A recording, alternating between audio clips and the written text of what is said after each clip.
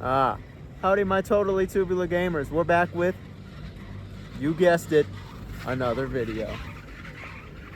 Well, today I've got another ranking video, and we're going to be talking about Monster Hunter. Yes, it is finally time to talk about Monster Hunter on the channel. Now, at this point, I don't really think Monster Hunter needs much of an introduction. It's arguably the most popular series put out by Capcom nowadays, rivaling Resident Evil and Street Fighter. Yes, it really has gone that mainstream. And it's not hard to see why. This really is a great series that actually has a lot of history to it. And for today's video, I'm going to be ranking all of the modern Monster Hunter titles. And so you might be going, what exactly is a modern Monster Hunter game? And what makes a Monster Hunter title, quote, modern? Well, let me explain it to you. I consider a Monster Hunter title modern if you can play it on a modern console. That's PS4, 5, Xbox One, Series X, Switch, and of course your PC. Obviously, there have been plenty of Monster Hunter games before the modern era, but to be honest, I don't really have much experience with any of those games. I remember trying Monster Hunter Tri way back in the day on the Wii and actually not liking it at all, and it would be a very long time before I tried this series again and really got into it. So if you came to this video expecting me to talk about the older Monster Hunter titles, I'm sorry to disappoint. I will give a recommendation though to a YouTube friend, K-Bash. He covered every single Monster Hunter, all of the old ones, all of the new ones. He's looked at all of them. I recommend his video. He's also got a lot more experience with this series. I'm a bit more on the casual side when it comes to the Monster Hunter series. I don't have hundreds upon hundreds of hours in these games. So yeah, we're going to be looking at all of the modern Monster Hunter titles and ranking them from worst to best. I'll be giving each one of them a little review, sharing my thoughts, feelings, memories, etc. Seeing which ones are worth playing and which ones you should avoid. I do have quite a bit to say about all of these games, so grab the popcorn, the beef jerky, the Wendy's spicy nuggets, start up the car, start going to bed, however you're going to watch or listen to this video. We might be here a while. And if you're unsure which Monster Hunter games are the quote modern ones, let me break it down for you so there's no confusion. That's Monster Hunter World, Generations Ultimate, Rise, Stories 1 and 2, and then of course Monster Hunter Wilds. I will also be combining the expansions with their base game, so Iceborne and Sunbreak are going with World and Rise respectively. I also want to give a big shout out to Capcom. They were nice enough to hook me up with Monster Hunter Wilds. That is very, very cool of them. Thank you so very much, and I appreciate it so very much. So with that, let's get to the list already. Let's talk about what the weakest Monster Hunter game is, but before that, please like, share, comment, subscribe. We got the Patreon and the Super Thanks, even got a Discord server. Any support is truly, and I mean truly, greatly appreciated, and yeah, let's get to the games. What's the weakest modern Monster Hunter? And here we have Monster Hunter Stories 1, which initially released for the 3DS in 2017, however it has been re-released on all modern platforms, which is the version that I played. Now, despite being the weakest modern Monster Hunter, I still actually think that the game is pretty good. That's just how good this series is in general. So this is a spin-off from the main Monster Hunter series, and as such it's actually pretty different in a number of key areas. You might notice the word stories is in the title, so I guess we can start with the story. There's actually quite a bit of story in this game, more so than the average Monster Hunter game.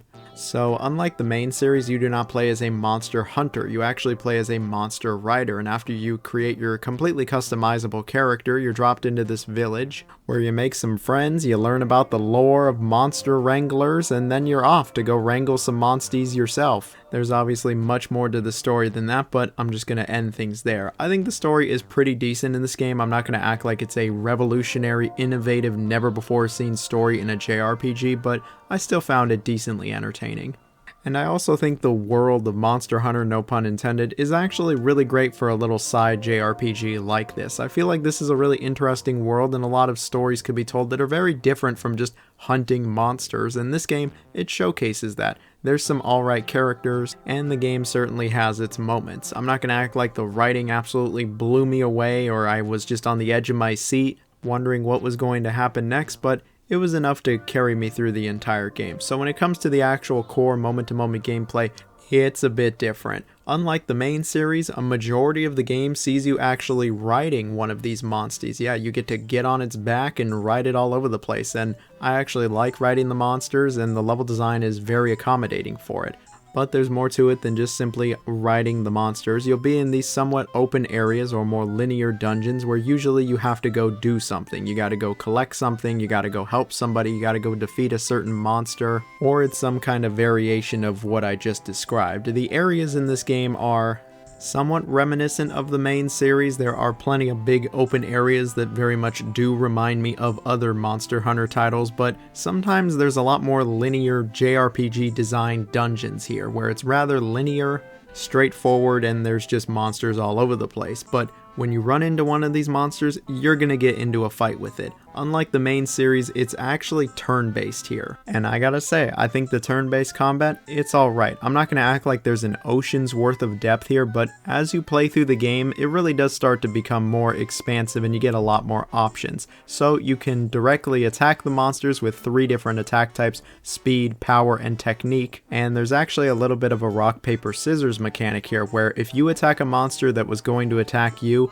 then yeah, whoever wins the rock, paper, scissors is the person that's going to be hit. Unless you both chose the same thing, then both of you are going to get attacked. Eventually you'll be able to get on your monstie, and here you can do some more powerful moves and it's a bit more fun. The battle system is a little on the simplistic side, like it's really easy to understand, but there still is a little bit of strategy to it. I also didn't think the game was like stupid easy outside of the first few hours. The game actually can have some challenging moments to it.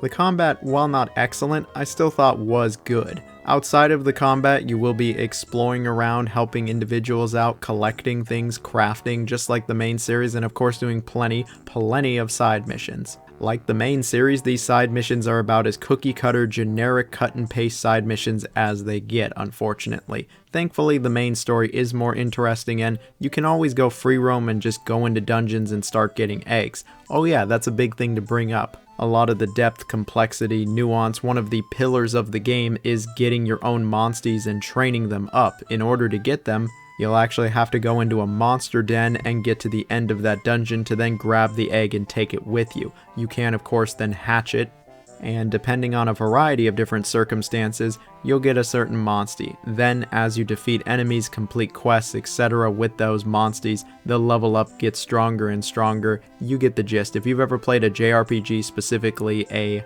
monster catching JRPG, and I'm not just talking about Pokemon, you'll understand the gist of things rather quickly. Now, while I think the moment-to-moment gameplay is pretty good for the most part, I do have a few issues with this game. One, the combat, like I mentioned, it's a little on the simplistic side. The level design is also on the simplistic side for the most part. These are just not very exciting areas or dungeons you'll go through, and it also feels like this game can take a bit of time to really get going. The pacing is a little on the slow side. And that's even with the speed up, and that's new to this version. And that's something certainly to bring up as well, is that this was originally a 3DS game, so that's why it looks the way it is, that's why it feels very bite-sized, and I guess that's why the level design isn't all that complicated. Well, for a 3DS game, I guess it looks pretty good.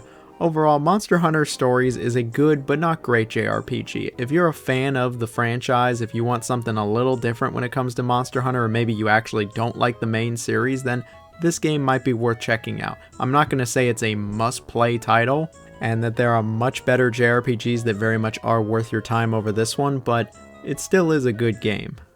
And so here we have Monster Hunter Stories 2, initially releasing in 2021. So this game is a follow-up to Monster Hunter Stories, the narrative-driven turn-based JRPG. And I gotta say, while it is incredibly similar to the first game, it does make a few improvements to make this overall a better experience than the original. Now, when it comes to the actual story itself, it is a little different from the first game, with your character being a descendant of the legendary rider known as Red, who gets entrusted with this mysterious Rathalos that'll apparently bring the end of the world, or something along those lines. But this Ratha was entrusted to you essentially by your late father, but it's up to you to protect it. And a lot of people are going to want this Ratha, including monster hunters. And all I will say is that there is a bit more to the story than meets the eye. I found the story to be a lot more captivating than the first games. It's intriguing, it's interesting, it makes the most of the world of Monster Hunter. And I feel like it actually tries to do something a little different. There's also some somewhat likable characters in this game, which is always a good thing.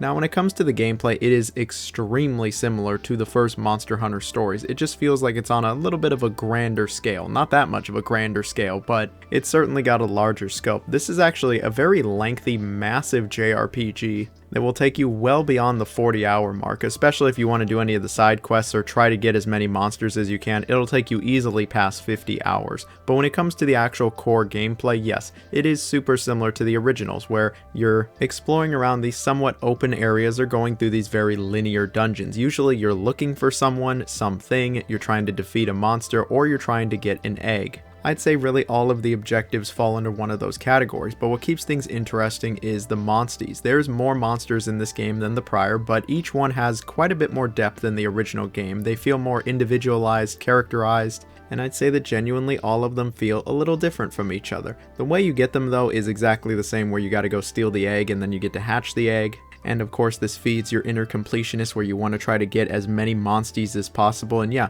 there's a good amount to get in this game. And then when it comes to the actual battles, it is extremely similar to the first game. If you've played the first game whatsoever, you'll exactly know how this plays. It still has the rock, paper, scissors structure with power, speed, and technical. You can eventually get on your monster and do some really powerful moves. There's special moves, there's actually different weapons you can choose from, and it feels like there's just a little bit more variety with this battle system than the prior game. You can target different body parts, which can get you items and stun monsters, you know, just like the main games. And of course, when you defeat a monster, you'll get a bunch of crafting materials allowing you to form better and better armor. It actually is pretty similar to the main series in that sense. It's just turn-based battles. And while the battles aren't these just massive spectacles, I still think the combat is good in this game. It's certainly not the most deep JRPG turn-based battle system, but it is quite fast, especially if you speed it up, and I think the changes they made further give this combat its own identity. Is it going to be winning any awards for best combat in a JRPG? Absolutely not, but I still found it to be mostly enjoyable. I also found the presentation to be rather enjoyable. I played this on PC where it ran just fine, but I like the art style. I like how it looks. It goes for something very different from the main series, and it's clear this was done because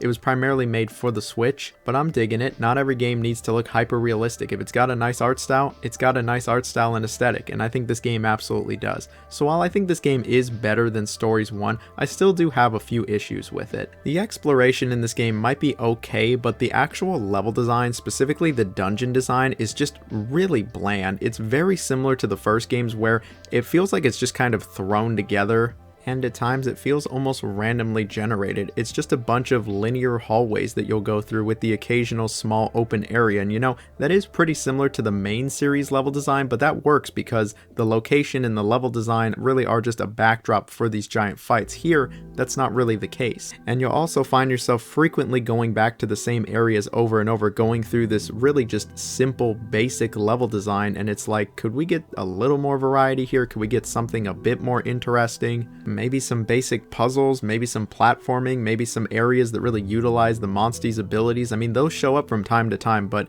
they feel relatively underutilized. The level design, I feel like it needed a lot more oomph than what we ended up getting. The first Stories was a 3DS game. I wasn't expecting exceptional level design or intricately designed dungeons. This is not a 3DS game. Why is the level design just as basic as the prior game? And all of this can make the game feel rather repetitive at times. Even though I like the combat did start to get old, especially because this game is so long. Like, this is a game that you will be playing for weeks, if not months. It's as long as the main games, and at times I really wonder if this game just has the legs for that kind of longevity. Regardless of that, I could still say that the game is pretty good. It's not great, and I totally do have my issues, but if you like Monster Hunter, then I think this is worth checking out. If you like turn-based JRPGs, or maybe you're looking for another monster-catching JRPG that isn't Pokemon or Digimon, this one might be worth checking out. And so here we have Monster Hunter Generations Ultimate, releasing for the Nintendo Switch in 2018. This was originally a 3DS title, but it was lucky enough to be selected for an HD re-release, so I would say it's a modern Monster Hunter game. Now, I remember when this game released, it was pretty early in the Switch's lifespan, but people were rather excited, myself included. I had not played a Monster Hunter game since Monster Hunter Tri way back in the Wii days, and needless to say, I was quite excited for this one. I was ready to give this series another shot, and I actually quite enjoyed this one. So Generations is a little different from some of the other Monster Hunter games. There's not really much of a story here. Yeah, there's like some quests and some characters to talk to, but an actual plot line, yeah, you're not going to find anything here. This game focuses entirely on its gameplay and giving you just as much content as possible. This game feels more like a celebration of the Monster Hunter series than anything else, where they really tried to bring back as much as they possibly could from all of the prior games. This game just has a gargantuan monster list. It feels like almost every single monster from all of the older games returns here. All 14 weapon types from MH4 Ultimate return here, and it feels like they've refined the gameplay even more from the prior titles. There are actually some new things introduced in this game. There's new special moves known as hunting arts, which is basically this big super move that charges up during the entire hunt. And the game actually introduces a brand new system called hunting styles, where each weapon type gets 4 distinct forms now. Yeah, there's even more depth to this combat. The 4 styles are the guild style, the striker style, the aerial style, and finally the adept style.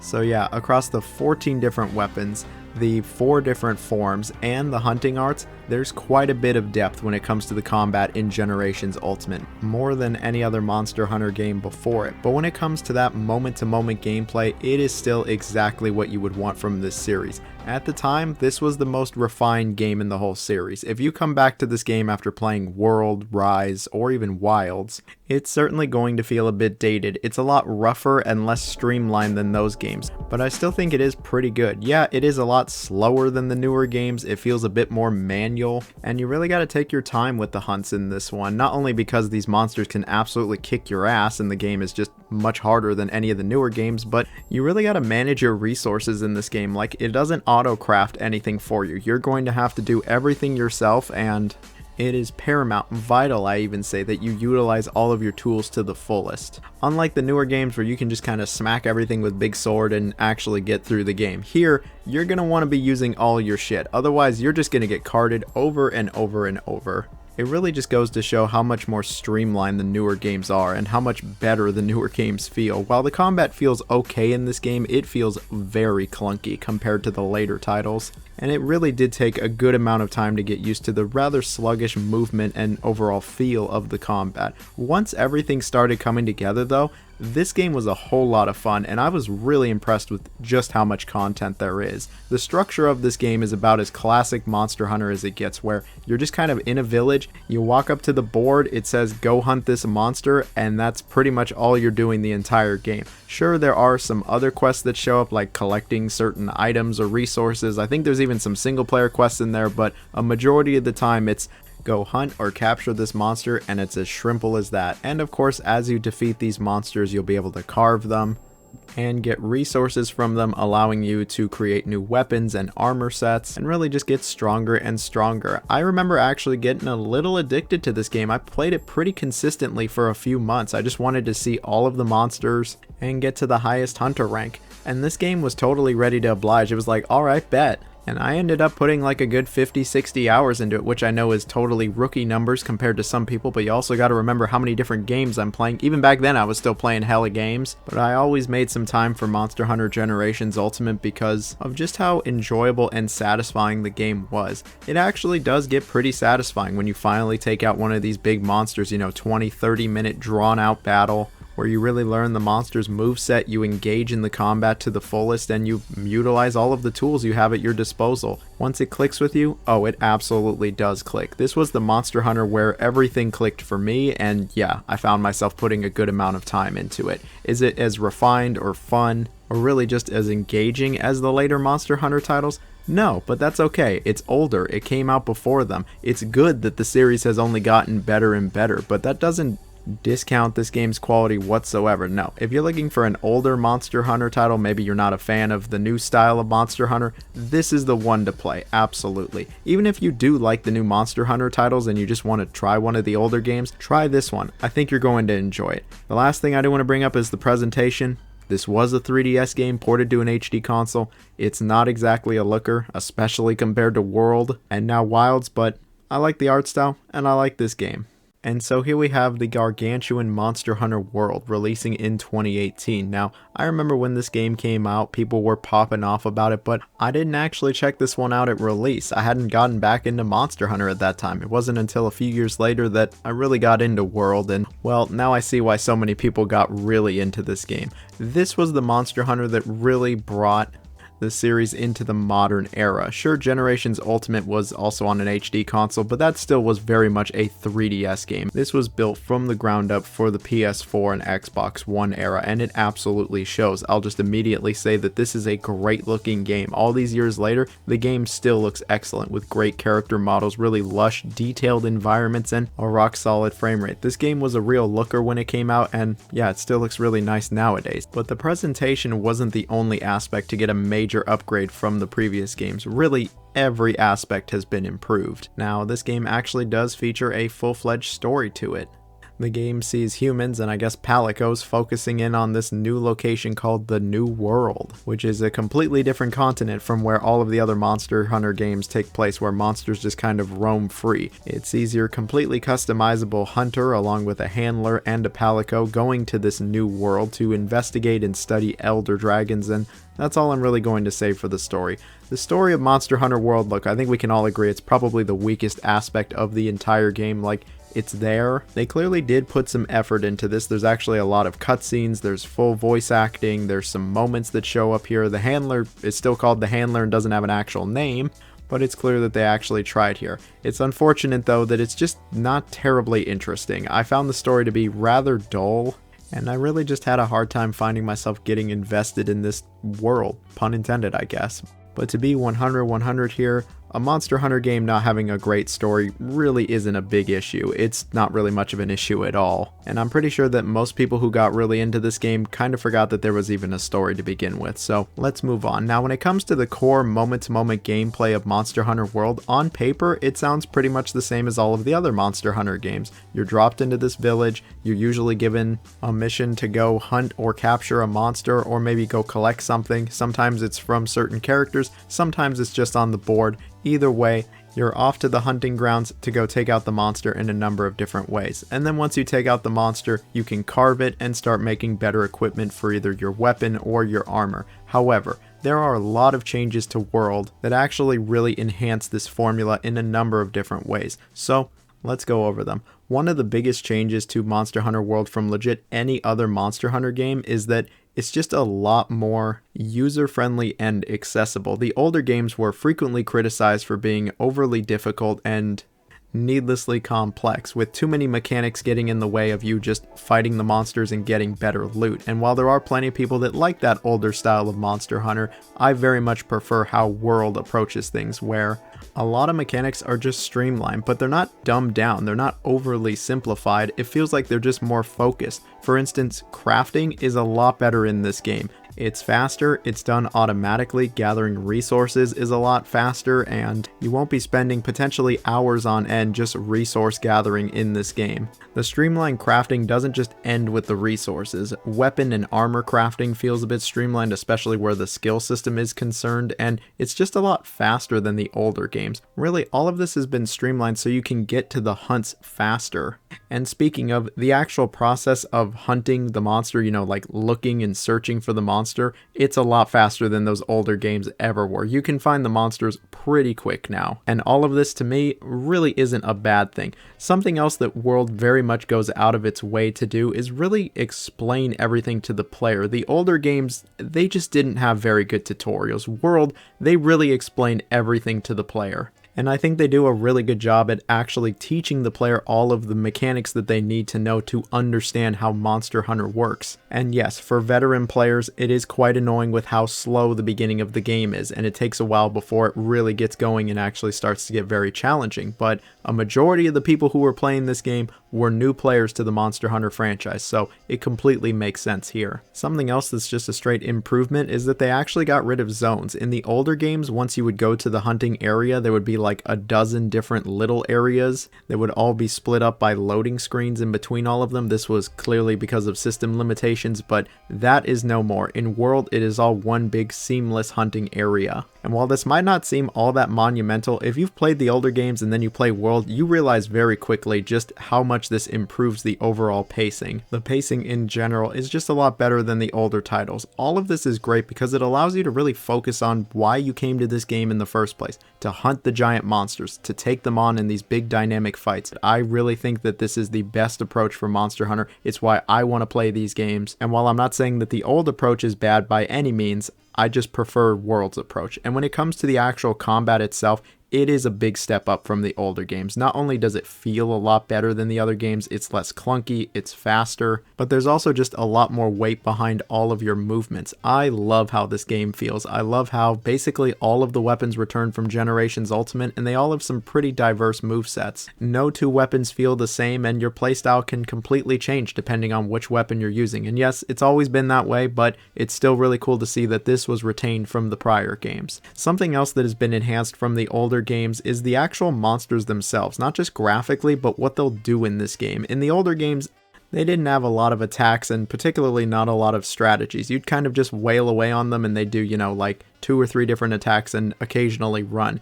In World, they actually have a lot more strategy, attack patterns, and just attacks in general. There's a number of different things they can do to you. They can actually adapt and utilize the environment way more than they ever could in the older games. I also like that their strategies will change depending on how many players are present, sometimes even what weapon you're using. All of this leads to just way more engaging fights. Like, at the end of the day, you're fighting giant monsters. You would expect these fights to be just kind of spectacles, and they absolutely feel like spectacles in World compared to the older games. At the time, this game easily had the best combat and fights of the entire series, and all these years later, it still is really great. And just like the prior games, I really enjoy the loop of defeating the monster, getting new crafting materials, then making new weapons and armor. It's just as addicting as it was in the prior games, if not even more so here.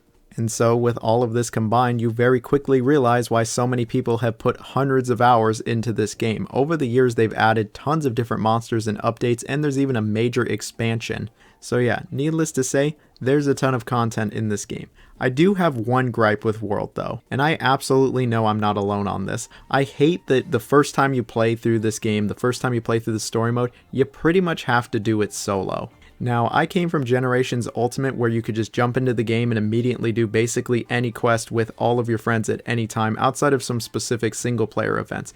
World is different. If you and your friends all start the game at the same time, you pretty much won't be playing together the first 10 hours of the game. The way the game is set up is that in order for you to join someone else's story quest, they need to have already viewed the cutscene. And if you are all starting the game together, none of you have viewed the cutscene, and so you're all going to have to, at the very least, start all of the story quests by yourself until you can send an SOS flare and somebody else can join you. Granted, they have to have also seen the cutscene themselves. So, if somebody's played through the story mode and is way further than you, then yeah, they can join you for every single story quest. But if you're all starting together, it's just incredibly unintuitive where people have to leave and then rejoin and quit quests. And it's like, why did they do this? Why can we not just do all of the story missions together and then we all get our individual cutscenes? I really just don't understand. When I started this game with my friends, we were immediately disappointed that we pretty much couldn't play with each other outside of this unintuitive, annoying, roundabout way, and frankly, we shouldn't have to do that. Obviously, once you finish the story mode that is around the 10 to 15 hour mark, all of that goes away and you can do all of the quests together, but the first 10 to 15 hours are easily the worst part of the entire game, and it would have been a lot better if I was with my friends, because like I mentioned, I don't really find the story all that interesting, and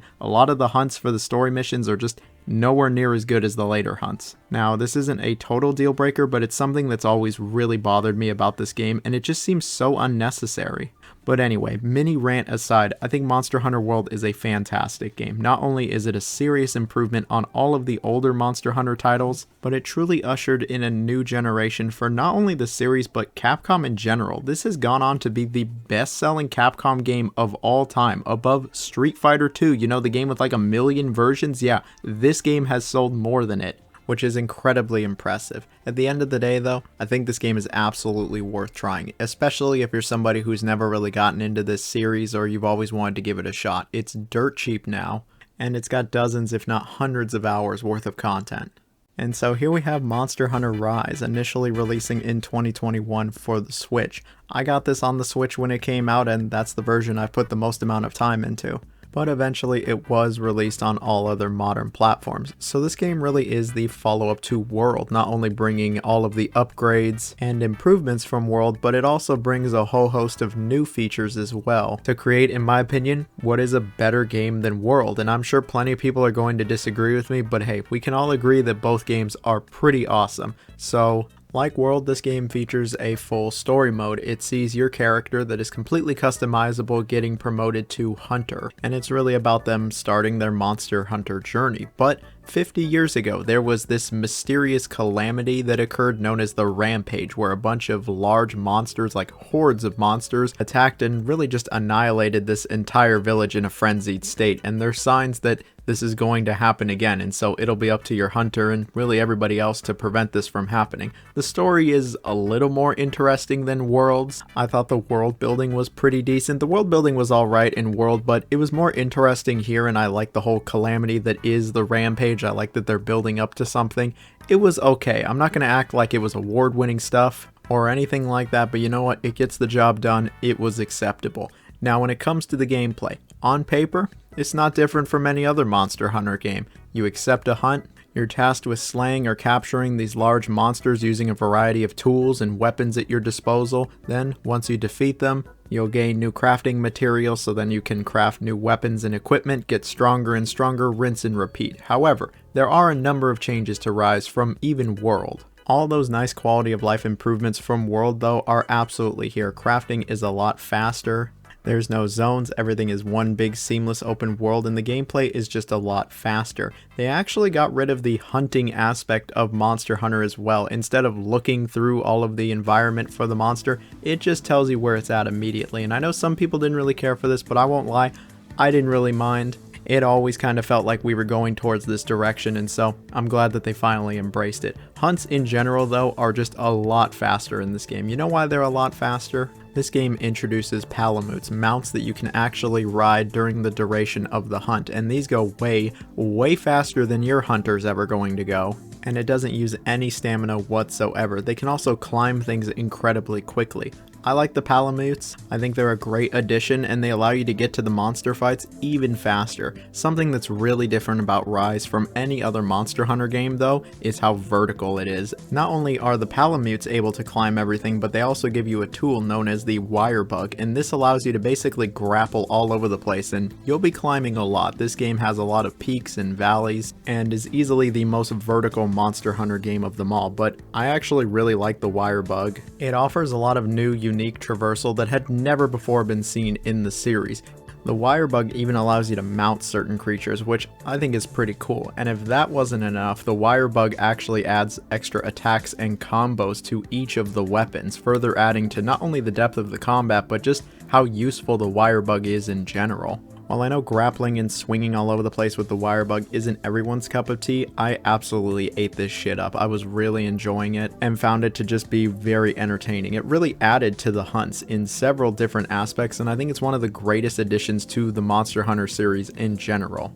Outside of the traversal and searching for the monsters, we also have the combat. The combat feels just as good as it did in World. Like, the weapons feel virtually identical to how they did in World. There's still 14 of them, they all play pretty differently from each other, and they all have arguably as much depth as they did before. They're also incredibly satisfying to use. All of the weapons feel weighted, heavy, and it'll always be incredibly satisfying to pull off just these giant attacks where the monster falls back and everything. Like, the feedback is really good in Rise. When it comes to the monsters themselves, I think there's a pretty good roster here. There's plenty of new ones thrown in here, and like World, they're actually very dynamic when it comes to the AI and reacting.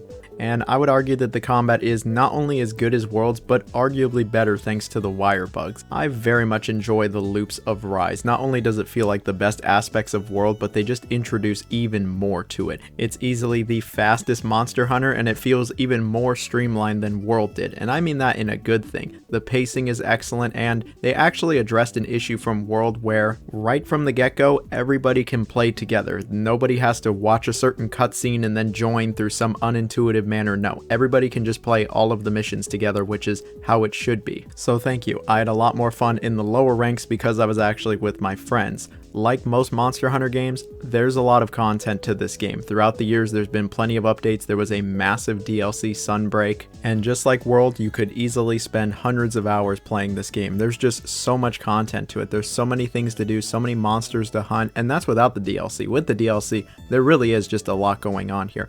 But the new features don't actually end there. They introduced a new gameplay style known as Rampage, where it's actually a tower defense mode where you have to defend your base against several large monsters attacking all at once. This I was kind of up and down about. At first, I was a bit optimistic about it. I was like, oh, you know, a tower defense mode could be interesting. It could add some variety. It could be fun. But after doing it several times, I found myself to just kind of dislike it. And not just because it feels kind of out of place for Monster Hunter, but I just didn't really find it all that fun. Sure, there is certainly a bit of spectacle to seeing all these monsters show up and defeating them all, but I just didn't find it all that engaging. Maybe that's just a me thing, but every single time I played Rampage, I was like, gosh, I just wish I was playing the main game. I wish I was just playing normal Monster Hunter. I don't really want to play this, and I think that's a feeling a lot of people share. But that is easily my biggest negative with the entire game. Thankfully, there's not a bunch of rampages. It's not like a third of the game. No, there really isn't that many rampages. I'd say not even 10% of my game time was the rampage mode. A majority of my gameplay was this really compelling, addictive loop that Monster Hunter really has just perfected at this point. And with Rise, they somehow made it even more fun. Like, this game was just a total blast. Whether I was by myself or with my friends, I was always having a good time with Rise. I know a lot of people don't care for how this game looks. It looks nowhere near as good as World, but you gotta remember, it was made for the Nintendo Switch, and as a Nintendo Switch game, I think it looks excellent, and this art style totally works with the series. Yes, it does run on the RE engine now, and some people have certain expectations of the games on that engine looking incredible, but I still think Rise does look good, even if it's not as graphically impressive as the prior game. So overall, Monster Hunter Rise is a fantastic game in my opinion. Not only is it one of the very best Monster Hunter games of them all, but they actually managed to improve on World. I really like almost all of the improvements, and I think the gameplay is better. Sure, it doesn't look as nice as World, but graphics aren't everything, and all in all, I just had more fun with Rise. I have absolutely no problem recommending it, even nowadays, and it's easily one of the best action RPGs of the 2020s. But then here we have what I believe to be the best in the whole Monster Hunter series, Monster Hunter Wilds, recently releasing here in 2025, the real follow-up to World. Gonna give a major shout out to Capcom for hooking me up with this one. I've been really enjoying it. It also is the real follow-up and sequel to World. Rise certainly was a follow-up, but it also did things pretty differently from World. Here, yeah, it really feels like a sequel. Wilds really feels like the next step for this series. It feels like this series is again going to be ushering in a new generation thanks to Wilds. So what makes this game as good as it is? Why do I have it in the top spot? Well, let's start with the story. This game actually attempts to have like a full-blown story way more than any other Monster Hunter game. It actually has real named characters, an actual plot line, some memorable moments and set pieces. This is a full-blown campaign out here, more so than any other Monster Hunter game before it, and the shocking thing is, the story's actually pretty decent in this game. There's a lot of world building, and it sees your completely customizable hunter along with a group of explorers going to check out this new uncharted region known as the Forbidden Lands, where it's a lawless wasteland that has been isolated for thousands of years. And yeah, it's up to y'all to figure out what the hell's going on here. And I'll just say some real shit actually does go down in this game. I enjoy the story. I like these characters. I like that the handler actually has a name, Alma. She's good. There's plenty of good characters in this game. There's actually a few moments where I was like, damn, something's actually happening here. It's not just leading to the next hunt. They managed to make me kind of care about the world and story of a Monster Hunter game, which I feel like no other Monster Hunter game outside of the stories games themselves have been able to do, so I'm gonna give them some flowers there for making something that's actually alright. Now, when it comes to the gameplay, in some areas, it's more of the same, but there's plenty of areas where Rise actually flips things on its head, and it actually does change a number of staples in the Monster Hunter series. The biggest change, by far, is that everything is connected. Everything is seamless. In every other Monster Hunter game before this, the village or like hub area was always separated from the hunting grounds. You'd chill in the hub or camp or wherever, and then you would go off to the hunts, and that would be a totally separate location. Here, everything is connected. All of the areas are connected, all of the camps, hubs, everything is connected. When you go out on a hunt, instead of, a loading screen and then you're somewhere completely unrelated to where you were before, here, you just walk out the front door basically, and then you go off on the hunt. Like Rise, you don't actually have to hunt down the monsters, it tells you where they are, and you can even press a button that will automatically take you there. The Palamutes don't return, but mounts do, thanks to this new creature known as the Secret. And no, it's not the Palamutes, they don't go stupid fast, but they're still very useful. The gameplay is easily the most streamlined Monster Hunter's gameplay has ever been. Crafting is easier than ever before. There's more accessibility and tutorials than ever before, and it feels like anybody can get into this game. I know some people at this point don't care for how streamlined this series has become, but I'm honestly totally okay with it. I think the streamlining is all done in favor of getting you to these big spectacle fights as fast as possible. No longer are you stuck looking for resources for hours on end. Crafting new weapons, armor, and equipment doesn't take an eternity. You don't have to grind like crazy like you may have in the older games, and it feels like truly anybody can get into this gameplay loop, and I think that's only a good thing. But hey, if you don't like how streamlined and focused this game has become, you can always go back to the old games. There's plenty of content in those older games. But anyway,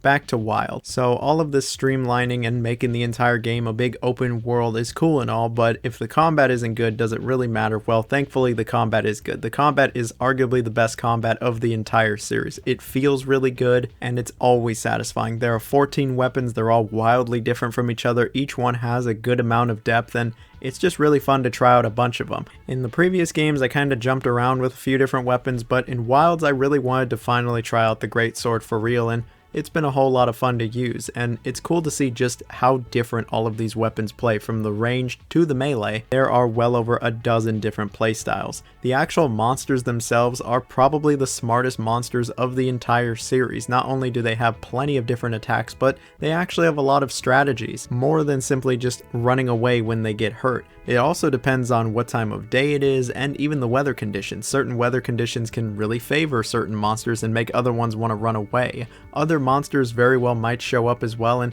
this of course happened in all of the other Monster Hunter games, but here they have like this more interesting prey-predator dynamic where certain monsters are gonna run from other monsters, and of course vice versa. I also feel like this game has more tools than ever before. There are just tons of different ways to stop these monsters and of course take them out. I think right now there's a decent roster as far as the monsters come. You gotta remember, we're still in the launch days. When Monster Hunter World launched, it didn't have a ton of monsters. Rise, it had more, but it didn't have an absolute shit ton of monsters like both of those games do now, so I'm sure over the next few years, the roster will grow immensely. As for the launch roster of monsters, I think it's good. The best launch roster for monsters?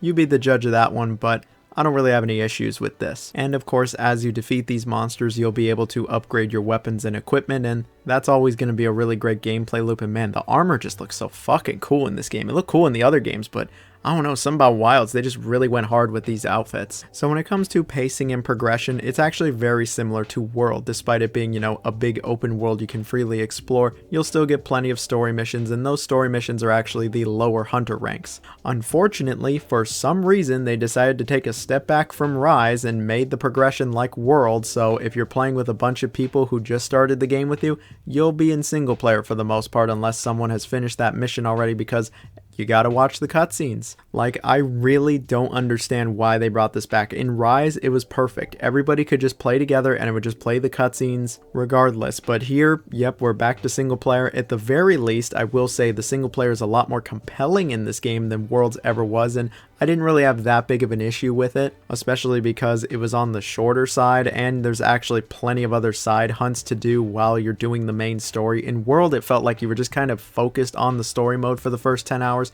In Wilds, I feel like the first 10 hours, half of it was maybe the story mode and the other half was side content. I was doing all of the other hunts, and you can do really every other hunt with your buddies, and once you're done with the main story, once the credits roll, yeah, you're fine. You'll have plenty of content to play with your friends, but it is worth noting that it is like World in the first 5 to 10 hours. Maybe longer if you take a while to finish that main story. Something though that is a huge improvement on any other Monster Hunter game is how joining other people's hunts work. It's actually incredibly smooth, and I really like it. Like, this is a great system where basically you can make a custom lobby, your party can join in, and then anybody can join anyone's hunts at any time outside of the cutscene bullshit. Like, you can join a mission from anywhere in the world and it'll just immediately teleport you to where the monster is, and then you can get to work. I really enjoy this. It's incredibly seamless, and it's the fastest multiplayer that the series has ever seen. This is an excellent addition, and playing with your friends is better than ever. Outside of that fucking story mode bullshit, man, that just...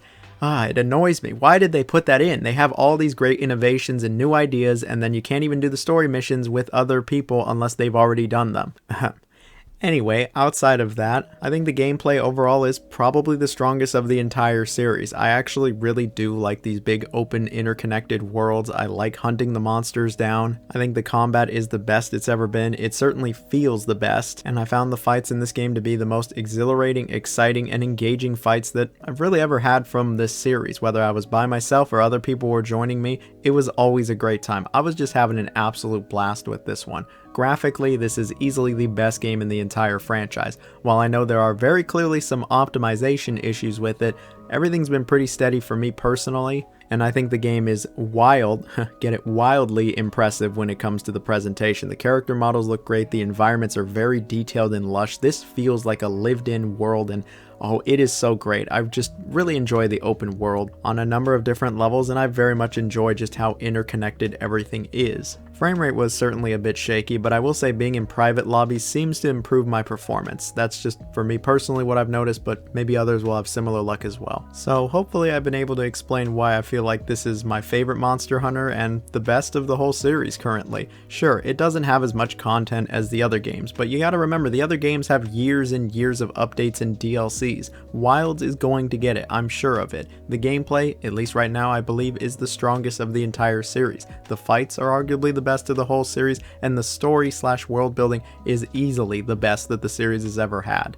As I'm recording this, I've got around 20 hours in the game, which might not be enough compared to some of the other games on this list, but this really is like the most fun I've had with any Monster Hunter game up until this point. I love the other games, but this, it has been just such a great time. Maybe it's a case of recency bias, but really been enjoying Monster Hunter Wilds. It's probably my favorite game as of 2025, and I would really be shocked if this wasn't a Game of the Year contender. It's actually that good. It's easily one of the best action RPGs, not only of the last few years, but the last decade, and is the premier Monster Hunter experience. While it hasn't been the smoothest launch and things certainly aren't perfect, I'm sure it's only going to get better and better here. I'm certain there's going to be many years of updates, DLCs, and the PC version hopefully eventually is going to run just fine. But I can tell you as of right now, I think the game is totally worth getting. You're going to get a lot of content out of it, and if you're somebody who's ever even been mildly interested in the Monster Hunter series, or maybe you liked one of the games in the past, I think you're going to enjoy this one.